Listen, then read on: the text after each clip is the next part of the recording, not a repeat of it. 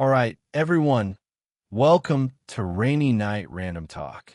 You say that on such a rainy night, people are particularly prone to thinking about the past. It's not about those earth-shattering events, but about the trivialities that we've long forgotten. For example, something that almost everyone has done, donating old clothes. Today, let's talk about a red old coat, an ordinary act of kindness, and how it gets so muddled into one of the darkest secrets of American society. The protagonist of our story is Stephen, a clever college student who lives in a bustling coastal high-tech metropolis. During the summer vacation, he went to his grandma's house.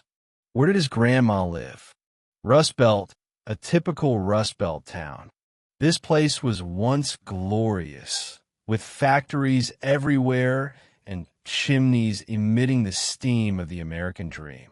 But now, the factories have long closed down, and the air is filled with the stench of rust from the abandoned factories and a lingering sense of desolation. Stephen's world is a world of coding and discussing the future in a cafe. And this small town is a tavern next to a gas station, where people drink in silence and chew on the past. These two Americans are like day and night. The contrast is so great. One day, Stephen was strolling along the shabby main street in town, when suddenly he saw a boy as thin as a telegraph pole, about 14 or 15 years old, at the entrance of a greasy little restaurant, exchanging a piece of clothing with the owner for food. It was a striking red winter coat. From a distance, Stephen spotted a silver-white sleigh pattern embroidered on the back of the coat. His heart gave a jolt. Oh, the pattern was so familiar. Last winter, when their school made a charity donation, he donated a winter coat with exactly the same silver sleigh embroidered on the back. He came a little closer and saw 2 drops of washed, pale ink stain under the second button of the coat. He remembered clearly that it was his desk mate's pen that had spilled and hit him in class. Oh my God, could there be such a coincidence in the world? This coat looks more and more like the one he donated. It's a wonderful feeling, everyone. This is no longer a piece of clothing. It is a part of his personal history, a physical evidence of his memory. So he didn't think about anything at the time and just wanted to go up and check. He remembered very clearly that before donating the clothes, he stuffed a lucky silver coin left to him by his grandfather into the right pocket, thinking, what if one of the children who got the clothes needed a bit of luck? Thinking this way, he reached out his hand involuntarily to touch the pocket. But before his hand could touch the clothes, a big, greasy hand snapped at his wrist. The fat owner of the small restaurant, with a pair of bull's eyes, growled, "Boy, what are you doing?" Stephen was stunned at the moment and quickly explained, "I want to see this coat. It seems to be mine." When the fat boss heard this, he raised his neck and shouted into the crowd, "Hey, Cody, there's a guy here who says the clothes are his." The skinny guy who had just exchanged his clothes for hamburgers and fries was Cody.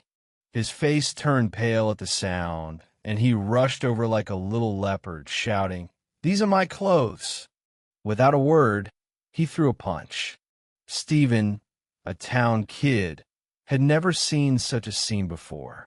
He instinctively blocked it with his arm, but Cody feigned and kicked him in the leg and knocked him down. Cody, still not satisfied, kicked him twice on the bottom.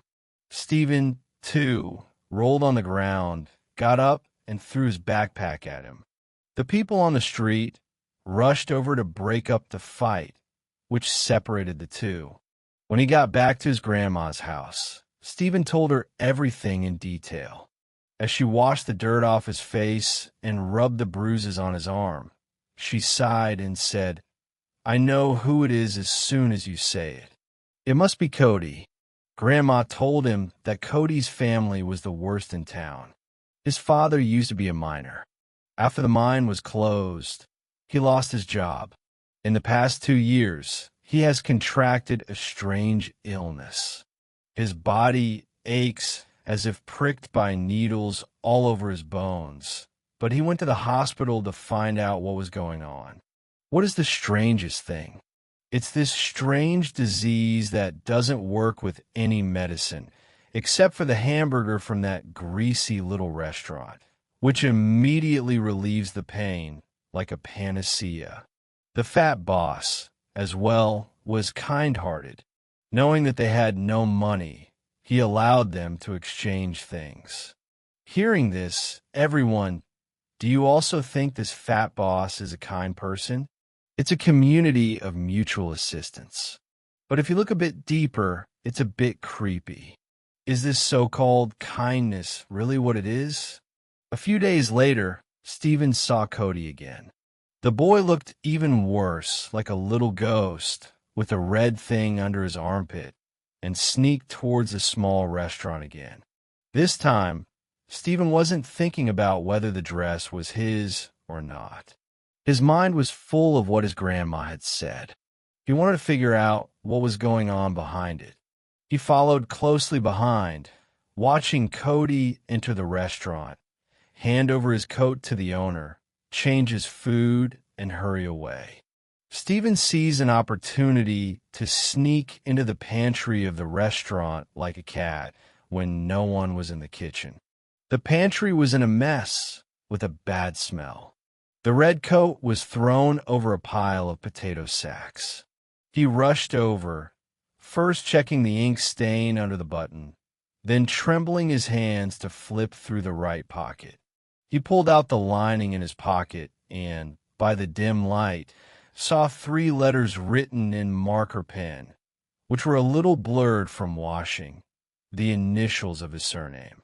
Yes, it was his coat, but the lucky silver coin is gone. He didn't give up and touch the lining of his coat again, feeling something was amiss inside, bulging as if there were some hard lumps. He carefully poked open the seams with his fingernails. What he pulled out of the cotton was not a silver coin, but 4 small, hard lumps wrapped in black plastic paper. He brought it close to his nose and smelled the pungent, vinegar-like odor. He knew at once that it was no child's pocket gadget. Friends, guess what he's holding in his hand? This is a silent plague that specifically buries into the cracks of these forgotten towns and hollowed communities. Stephen was clutching black tar heroin. In that instant, all the mysteries with a click had an answer, a creepy one. Cody's father's so-called strange illness is not an illness at all, but a withdrawal reaction of drug addiction. The food in that small restaurant that cures is because it's adulterated. And this red coat, which he donated out of kindness, is no longer a piece of clothing. It has become a drug-carrying envelope, a mobile trading tool. Just as Stephen figured it all out, the storeroom door creaked open and the fat boss blocked it. The chase began. Stephen ran to an old bridge on the edge of town and was about to be caught up with. He had a sudden inspiration. He pulled the 4 pieces of drugs out of his coat, clutched them tightly in his pocket, and then, in front of the fat boss and his fellows, lifted the empty red coat high, made an exaggerated parabolic motion, and threw it into the murky river below the bridge. It was a brilliant move. All the fat boss's attention was on the coat that was used as a delivery tool, and they didn't even think the drugs had been diverted. Seeing that the coat had fallen into the water, the men, without a second thought, slid down the bridge slope in a panic to retrieve it. While they were fumbling through the mud to retrieve the empty coat, Stephen had already turned and, without looking back, rushed towards the main road, stopping a town bus that was leaving on the hour. In the end, Stephen placed the 4 black pieces on the table in the county sheriff's office. The story he told, along with the solid evidence, was enough for the police to dig up the entire chain. It turned out that the fat boss's cousin was making drugs in the nearby mountains. They set their sights on Cody's desperate father, first poisoning his food to make him addicted, and then using him and his son, using the red coat as a cover, to transport the poison back and forth to them. And the reward was the poison food that could keep them alive. Police had heard for a long time that Cody's father's weird illness was suspicious, but they couldn't find any evidence. No one could have imagined that Stephen, a foreigner, would, because of his obsession with an old piece of clothing, accidentally pull out this venomous snake hidden in the body of the small town. So you see, in the end, this red coat, something born of a simple good thought in a distant city, became a shackle that enslaved a family. But fate is so ironic that it ended up being the key that rescued the family from hell. This world is full of such tangled threads, and sometimes just one person by chance pulls the right one, can untie a whole horrible knot.